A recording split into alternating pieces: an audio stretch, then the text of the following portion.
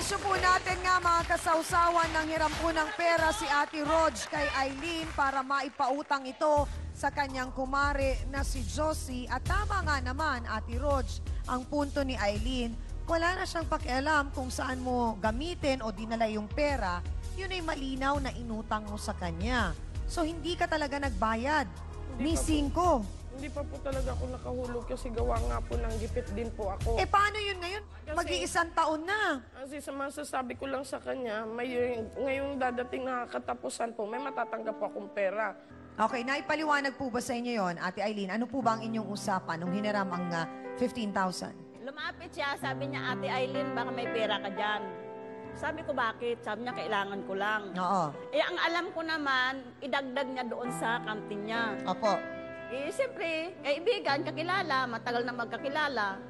Walang ano-ano, pinahiram ko yung 15,000 sa kanya. Mhm. Eh, mga nangako na naman siya, magbabayad Ah, daw yun siya na ng nga. katapusan. Okay. Kailan niya pinangako yan? Sa katapusan na naman daw, Oh. magbabayad daw siya. Tuwing katapusan. Hindi po kaya katapusan ng mundo yun? Hindi, ngayon lang Hindi po naman kasi ako ako siguro. nangako sa kanya eh. Ha? Saan mo dinadala yung binabayad ko sa'yo? Di ba sabi ko, Ate Jo, kung ikaw nagigipit, ako din nagigipit. May mga Alam mo pala kung paano pangangailangan. magipit ka, ganun ka na lang mangusga sa akin. Di naman kita hinuhusgahan eh. Kinakausap ka kita na maayos. Sabi mo, sige, para madagdagan ko yung nahulog ko sa'yo, ilagay ko na lang yung anak ng Ang upuan ako drama sa'yo. mo! Tanong Wala, sana mo. hindi tayo nakita. Paano mapunta sa akin ang anak mo? One time lang Kung tayo hindi mo nakita, nung dinala. dinala ko yan sa'yo, huwag ka magsisinungaling. O yun na nga, doon mo nga sinabi Kahit sa hindi akin. ka nagparamdam, akala ko okay ka sa akin, plastic ka pala. Yung anak mo ang nag-complain sa'yo, hindi ako. Ano ramdaman mo kung paano maging ina? Ha? Hindi, di ba? Isipin nyo rin naman po Wala ang kang damdamin anak ng anak ninyo. Dahil dumadaing yung anak mo. Dumadaing drama mo lang yan. Naunawaan po namin ang damdamin nyo, Aling Josie, bilang kayo po ang ina ni Michael. At sumasama rin po ang loob ninyo sa mga naging pangyayari. Pero tandaan din po sana ninyo na hindi rin po mangyayari ang lahat ng ito kung hindi po ninyo pinagdesisyonan nyo ng kayo lang at hindi po ninyo, kumbaga, binigyan din ng importansya ang damdamin ng anak po ninyong si Michael. Aling Josie, nais po namin kayong tulungan para mas maging bukas ang puso't isipan ninyo na maunawaan ninyo din ang damdamin ng inyong anak na si Michael. Pakakausap po namin kayo kay doktora, kay attorney, at kay Father Sunny. Bakit po, Aling Josie? Hangad namin na magkaayos kayong mag-ina. Hangad po namin na matuto kayong makapagsalita ng maganda at maayos at pahalagahan din ang nararamdaman ng inyong anak. Magbabayad Bayad siya. at the end of this month? Opo. Ha? Opo. O, tinatanggap mo yung ano? At So, yun saka, ang sorry agreement po, niya? Ate Ay, sorry po kung yung mga pangako ko noon, hindi ko po natutupad. Siguro nitong katapusan, sure ko na po yan sa'yo. Ngayon, ito ngayong... Si Michael, anong plano mo? Siguro po, pag natapos na po ako sa sa Pagbabayad, pagbabayad, uwi na rin po ako sa bahay. Kaya po namin ginagawa ang counseling dito sa programang ito para nga po mas maunawaan ninyo at mas magkaintindihan po kayo at mapahalagahan ang nararamdaman po ninyo dito po sa problema ninyo.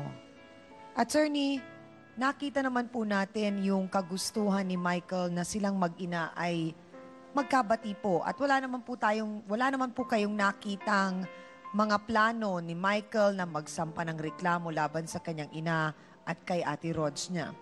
Tama po yun, Chang. At sa obserbasyon ko kanina kay Michael, ay talagang parang wala lang po siyang mapuntahang avenue o kaya ngay mapaglalabasan ng sama ng loob.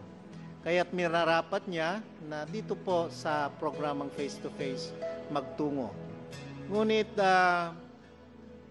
pasalamat naman tayo sapagkat napaalalahanan din natin ang kanyang ina na si Josie na kung yun man ang ginawa ng kanyang anak ay hindi upang hiyain ang kanilang pamilya, kundi upang gawin ding instrumento ang programang ito upang sa ganon ay matapos na ang kanilang problema. Maraming pong salamat, Attorney Ben Acosta. Dr. Camille, nung nag-usap po ba kayo ni Michael, naramdaman po ba ninyo na nandoon yung kanyang kagustuhan na talagang maiparating yung mensahe sa kanyang ina na talagang nasaktan siya at yung kagustuhan din naman niya na magkaayos sila? Unang-una siyang dapat maisip ni Aling Josie na yung nangyayari at ginagawa ni Michael ay bali makikita niyo kung anong klaseng karakter ang nabuo kay Michael at dapat siya magpasalamat na siya ay isang mabuting ina. Dahil unang-una, kung tutuusin, may mga tao nagre-rebelde kaagad pag ganito ang ginagawa. Pero siya, nakita niyo, nagtrabaho siya, naiintindihan niya. At alam ko na hindi lang siguro nagkaroon ng kasi syempre, napaka-confusing yung role na biro mo iiwan ka doon, tapos magtrabaho ka, pagkatapos kukunin na kita. Pero makikita niyo na nandun yung conviction, yung tamang disposisyon, at yung pagmamature ni Michael na brought about by the situation na siguro, Aling Josie, kung ito ay mas nagabayan nyo ng husto, magugulat kayo dahil meron kayong mabuting anak na kayo ang nagpalaki. Yun lang. Maraming salamat, Dr. Camille Garcia. Father Sunny, nakita naman din natin talaga na napakalaki ng sinakripiso ni Aling Josie para sa kanyang anak. At siya ay naging isang mabuting ina. At napakaswerte nga rin niya dahil ang kanyang anak na si Michael. At napakabait din po. Kaya talagang siguro mas malalim pang pagdarasal ang kailangan nila para lalong tumibay ang kanilang samahan bilang isang pamilya. Tama po siya nga dahil sa lahat naman nakikita nating mga kamalian, pagkakamali, nangingibaba pa rin ang mga values. Napakarami pong mga mabubuting bagay ang lumabas dito. Isa na, yung kagandahang loob na ipinakita ng iyong kumari na si Rod sa iyo. Alam niya, inutang din niya iyon, pero minabuti niyang itulong sa kanyang inaanak para sa iyo. So dapat magpasalamat tayo na may nangyari magandang bagay dito. Dapat ay sana, tapos na ito, na may magandang resulta. So yan po ang panalangin nating lahat. Tuloy-tuloy yan. Thank you po, Father Sunny. Michael, sa pagkakataong ito, meron ka bang gustong sabihin sa iyong mama? Sorry kasi hindi kita pinupuntahan sa bahay pag nandiyan ka. Tapos uwi na rin ako sa bahay pag tapos ko ng trabaho kala Ate Rog. Uwi na rin ako sa bahay. Aling Josie, narinig po ba ninyo ang inyong anak? Sensya ka na sa mga nagawa ko kung hindi ko na pailiwanag sa iyo yung mga bagay-bagay na kinasama ng loob mo sa akin.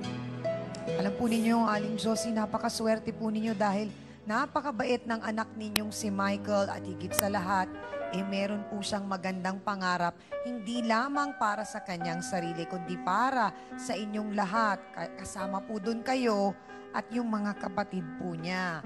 So, gusto rin po namin kayo i-congratulate dahil naging mabuti kayong ina. Palakpakan natin si Aling Josie.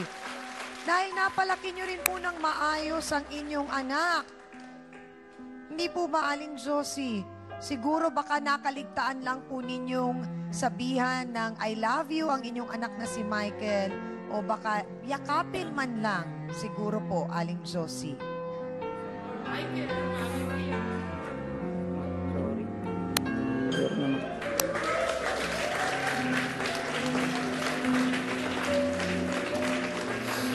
At gaya nga ng naging kasunduan sa counseling, Ate Rog, Ate Eileen, babayaran daw po yung utang sa inyo, Ate Eileen, na 15,000 ni Rog. May hinihingi po ba Ate Rog, na palugit?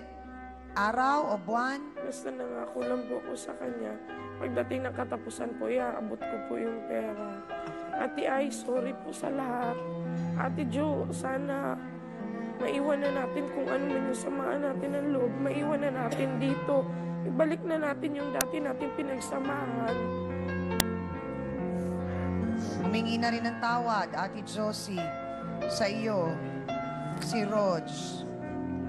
Actually, gusto rin natin magpasalamat kay Ate Rog dahil isa siyang mabuting kaibigan, Ate Josie. Ganon din si Ate Eileen kay Ate Rog dahil nakatulong ka rin at talagang, sabi nga niya, tiwala lang. Diba? Umasa siya sa tiwala, pero tumulong siya sa kanyang kapwa na nangangailangan. At saka God bless you, Michael. Sana lahat ng pangarap mo matupad. Totoo. At sana nga talagang tuloy-tuloy na at makabalik ka sa pag-aaral mo, Michael. At hangad namin na makatulong ka sa iyong mga kapatid at sa iyong mama at mabigyan mo sila ng magandang buhay. Libre mo naman kami sa susunod mong sweldo. Libre mo daw si Han sa susunod na sweldo mo. Maraming salamat dahil pinahanga mo kaming lahat, Michael, sa iyong kabaitan at sa iyong mga pangarap.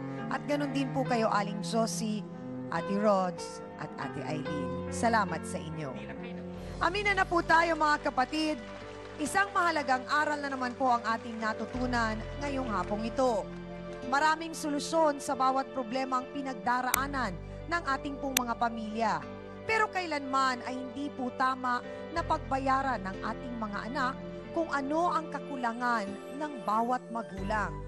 Huwag po nating sisirain ang pangarap ng ating mga anak na makapagtapos at makamit po ang kanilang gusto sa buhay. Dahil kapag sila po ay nakapagtrabaho, buong pamilya ang aasenso. At higit po sa lahat, lagi po sana nating tatandaan na hindi lang pinansyal at material na bagay ang kailangan ng ating mga anak. Bagkus, kailangan din po nating pakinggan ang isinisigaw ng kanilang damdamin. Para po sa ating face-to-face, heart-to-heart thought for the day, gaano man kadilim ang yugto ng iyong buhay, huwag kang bibigay dahil anumang oras, ito ay magliliwanag dahil ang nasa itaas ang laging nakaakbay. Thank you sa inyong lahat, mga kapatid. Natapos na naman ang isang oras na marami na naman tayong natutunan. Salamat sa iyo, Hans Mortel. Sa Dance Squad. Sa iyo din, B1 at B2. Sa ating pinakamamahal na trio, Tagapayo. Sa ating mga certified sausawero at sausawera.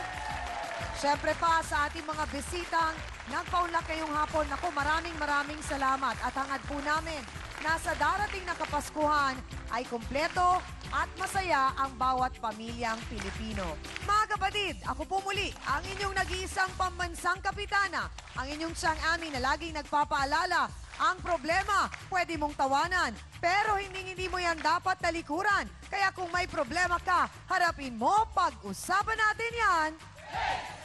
Para po sa inyo to, mga kapatid. Ngayong Martes, magkapatid sa ama, nagtatalo sa mana. Sino bang may karapatan sa kanilang dalawa? Wala naman no siyang dapat habulin doon eh. Kasi pundahon ng mga magulang ko yun eh. Kailangan patas. Kasi patas naman po kaming anak eh. 1/2 lang ng share ng legitimate child ang mamanahin ng illegitimate child. Natanggap ko na lang po yan para sa anak ko. Para meron din naman po siya kan. Kahit kunti. Lupa'y pinag-aagawan kahit ang tatay, buhay pa.